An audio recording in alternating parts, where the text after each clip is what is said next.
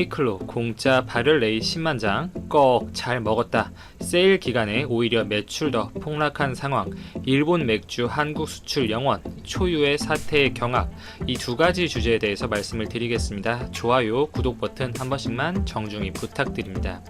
이 대체적으로 일본 불매운동이 장기화될 조짐이 커지는 가운데 유니클로의 한국 내 매출은 급격히 감소한 상태였고, 이러한 상황을 타개하고자 유니클로는 선착순으로 인기 발열레이 상품 히트텍이죠. 이 발열레이 10만 장을 증정하겠다는 이벤트를 열자 매장 문이 열리기도 전에 대기하는 사람들의 줄로 가득 찼다는 목격담이 많았고, 한국 내에서 일본 불매운동이 시들어지나 불매운동이 주춤해지는 건가, 이렇게 우려 섞인 시각이 많았습니다. 그러나 유니클로의 충격적인 매출 현황이 공개가 되면서 2019년 올해 한국에서 일어나는 일본 불매운동이 얼마나 강력하고 파괴적인지 여실히 증명을 하고 있습니다.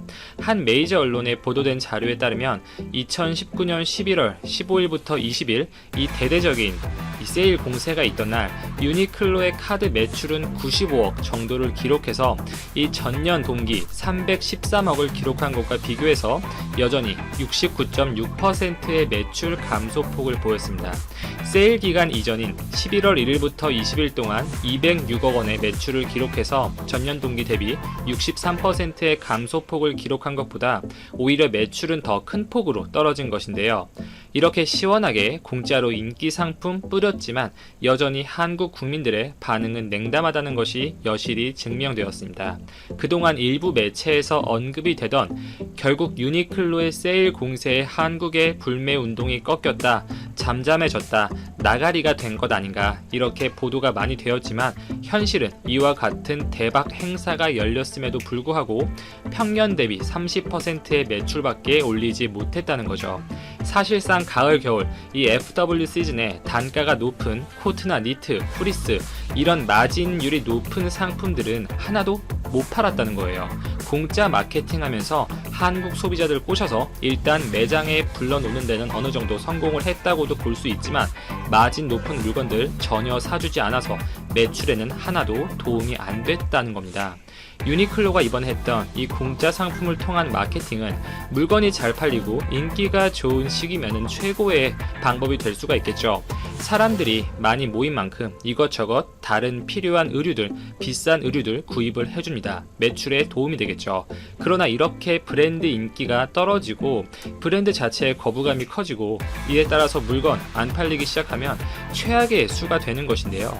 손님들 입장에서는 다음에 다시 대규모 세일, 대규모 이벤트를 할 것을 기대하고 기다리다가 세일 기간이 아니면 제품을 사지 않는다는 거죠.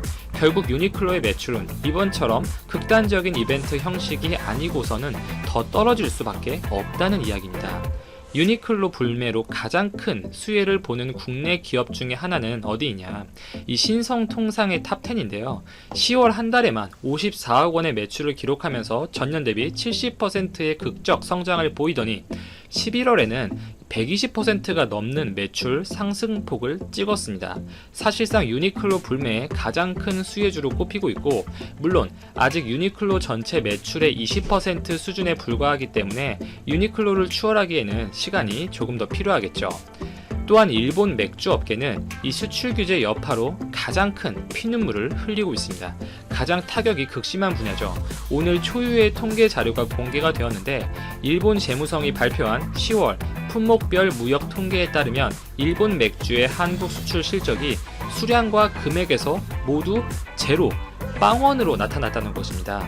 충격적인 수치죠. 지난 9월 한국 수출 실적이 작년 동월과 비교해 99.9% 격감한 630만원까지 떨어졌고, 연봉 1억 버는 사람 한 달 세후 월급 수준까지 떨어진 것이었는데요. 10월에는 급기야 제로, 이 0원까지 떨어진 상태였습니다.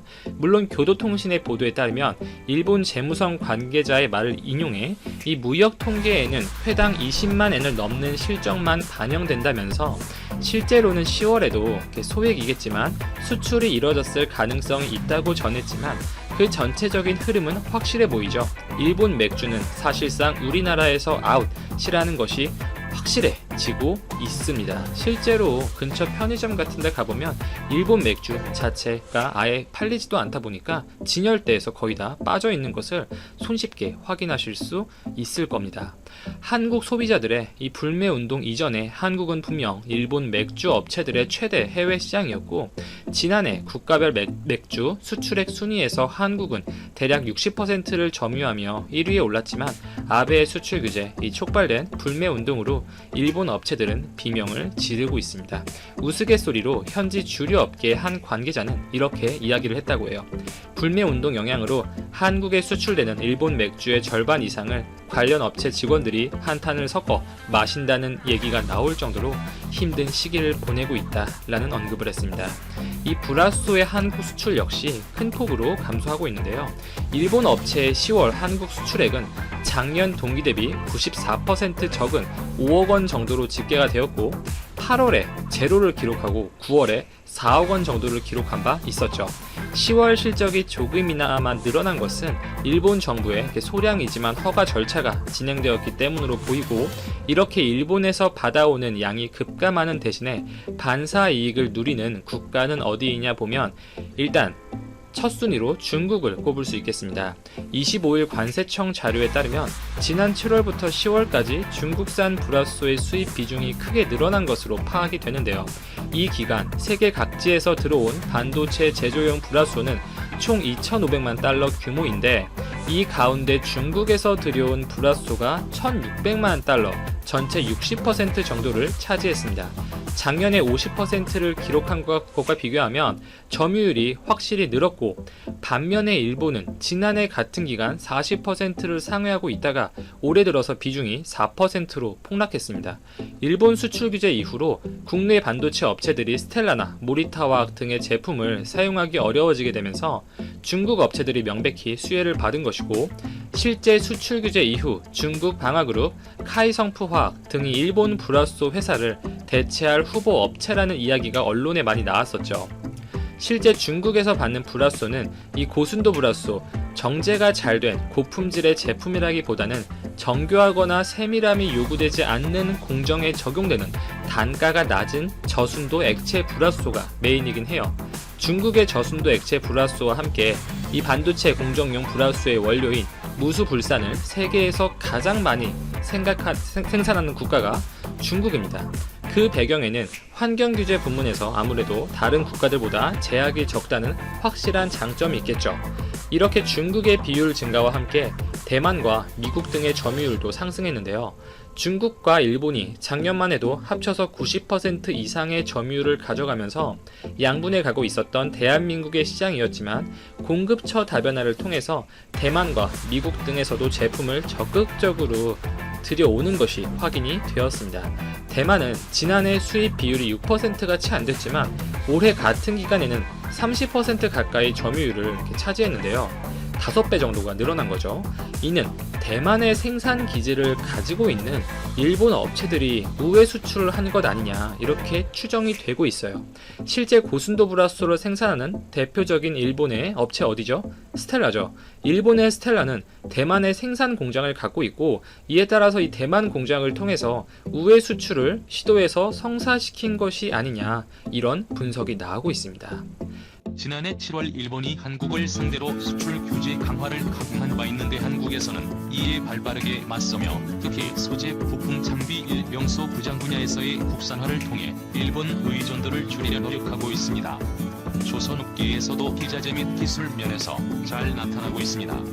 최근 한국 조선업에서 국산 움직임의 사례를 몇몇 살펴보자면, 먼저 현대중공업의 조선해양 사업도에서는 컨테이너선 용에너지 저감 장치를 자체 개발한 데 이어 15,900T급 컨테이너선에 처음으로 합체된 이 장치는 프로펠러 앞부분에 설치되는데 기름의 흐름 등을 제어하는 것으로 약 3%의 에너지 효율 개선과 함께 친환경 규제도 적합하지. 기존의 유럽의 기자재 업체들이 독점해온 이 장치는 국내 조선업계와 우수한 기술력으로 자체 개발하면서 로열지나 기술료 등의 비용들을 크게 절감할 수 있게 됐을 뿐만 아니라 해당 장치를 함께 고려한 선박 통합 설계를 진행해 선박의 전체적인 성능 면에서도 향상되었습니다. 현대중공업에 이어 대우조선해양에서도 제휴화 시스템인 LLS를 개발해 주변에 많은 관심을 모으고 있는데요. 이번 신규 시스템은 지난 6월 대우조선해양이 러시아 지역 선주로부터 수주한 36만 세제곱미터급 액화 천연가스 저장 함정 설비 도착에 새롭게 적용한 바 있습니다.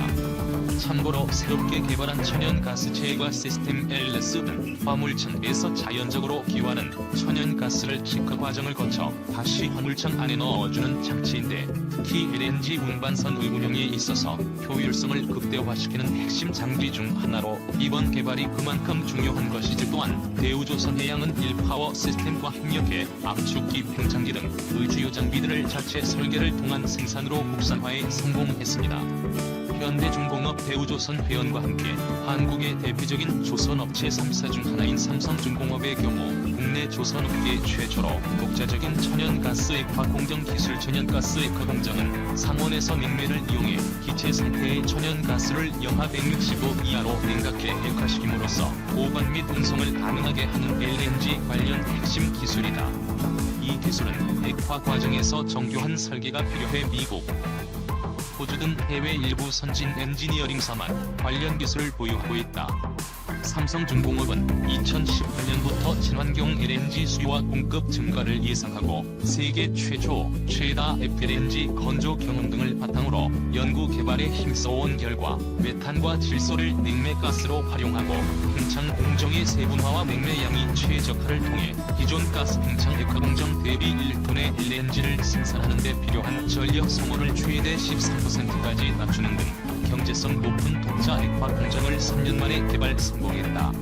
기존에는 미국과 호주 등의 해외 일부 엔지니어링 회사들이 이 기술을 독점하고 있었지만, 이번에 삼성중공업이 해외 기업에 의존하지 않고 독자적으로 액화 공정을 설계 비용 절감은 물론이고 수주 측면에서 한국 조선업계의 경쟁력을 한층 더 강화시킬 것으로 기대됩니다. 25일 조선업계에 따르면 싱가포르 경쟁 소비자위원회는 한국조선해양과 대우조선해양의 기업 결합에 대해 무조건 승인 판정을 통보했다. 싱가포르 경쟁 소비자위원회는 통지서에서 두 기업 간 기업 결합이 경쟁법을 위반하지 않을 것으로 평가했다며 심사 절차를 최종 마무리지었다. 싱가포르 경쟁당국의 승인 결정은 지난해 10월 카자흐스탄에 이어 두 번째다. 싱가포르는 지난해 9월 신청서를 접수한 뒤 약 1년간 2단계에 걸쳐 심사를 진행해왔다. 한국조선해양 측은 싱가포르 경쟁당국은 올해 1월 2단계 심사에 들어가며 두 기업 간 결합으로 인한 경쟁체제 약화와 소비자 피해에 대해 우려를 표명한 바 있다며 경쟁 제한의 우려가 없다는 점을 설명해 무조건 승인이라는 결정을 이끌어냈다고 설명했다. 현대중공업과 그룹 중간 제휴사인 한국조선해양은 이번 싱가포르 당국의 무조건 승인 결정이 진행 중인 기업 결합 심사에 긍정적인 영향을 미칠 수 있을 것으로 기대하고 있다. 기업 결합 심사는 현재 한국공정거래위원회와 이후 일본, 중국 등 4개국에서도 진행 중이다. 이외에도 싱가포르의 한국을 향한 두터운 관심은 현지 정부에서도 관찰해 볼 수 있는데, 산업안전보건청이 주관하는 사람안전보건혁신 어워드 2020에서 한국의 현대건설이 건설부문 금상을 수상했습니다. 현대건설은 특히 싱가포르 투어스 지역의 킹버스리 매립 공사 현장에서 자동화 설비를 적극 활용한 시공법으로 안전사고를 대폭 줄이면서, 또한 현장의 근로자들이 위험한 독성 물질에 최대한 노출되지 않도록 사전에 확실하게 차단하는 등의 성과를 높이 인정받아 수상한 것이죠. 이처럼 싱가포르에서는 최근 들어 한국과 관련해 좋은 소식들이 가득 들려오고 있는데, 마치 이러한 현상이 당연하다는 듯 싱가포르 내에서 온라인으로 한국 상품의 유통이 빠른 속도로 급증하고 있다고 합니다. 지마켓의 창립자인 규형 대대표가 싱가포르에서 설립한 세계적인 온라인 쇼핑몰 휴식계열의 커머스 인력 전문 플랫폼인 휴익스프레스의 판매로해 상반기 한국에서 싱가포르로 보내진 온라인 물량이 전년 대비 거의 50%가량 급증했다고 합니다. 특히 코로나19 공연 국산 사태로 이르면 국내가 세계적인 트렌드로 떠오른 현재 난방 시장을 기반으로 이커머스에 진출한 한국 기업이 소세정제, 마스크 등의 위생용품을 비롯해 한국 식품과 일상생활용품 등에서도 뛰어난 가성비와 우수한 품질로 꾸준한 인기를 얻고 있죠.